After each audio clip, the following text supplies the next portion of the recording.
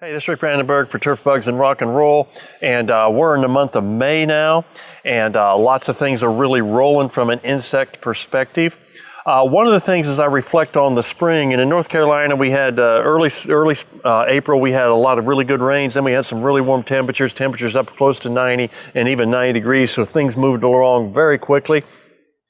But I see a lot of people on various social media, on their own blogs or whatever, saying, well, I got my chlorantraniliprole product applied out in April, so I don't have to worry about fall armyworms. Well, chlorantraniliprole is Acelepryn's the Syngenta product, but there are also some others now that it's off patent, but that's the active ingredient.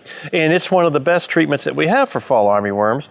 And people are indicating that they're on top of things and they've treated for it in April.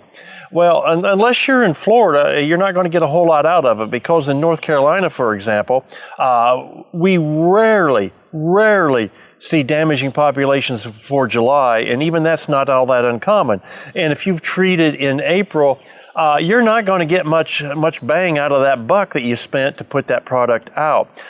They have to migrate from the south, so if you're in Florida or maybe even South Georgia, yeah, they might show up earlier in the year, early summer. But once you move up the East Coast or move up into the Midwest, it's going to be late summer in most cases before outbreaks really occur.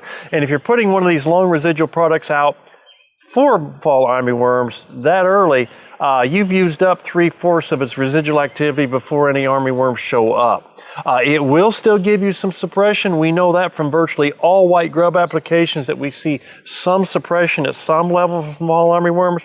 But man, if you're targeting fall armyworm applications and you're, for example, in North Carolina and you're doing it in April, you're wasting a lot of product. I'd wait till June or July before I would do that. If you're using it for white grub control as well, I still wouldn't be putting it out in April. I'd be waiting a little bit closer to when the beetles fly and lay eggs. Hope that helps. Look forward to talking with you again soon.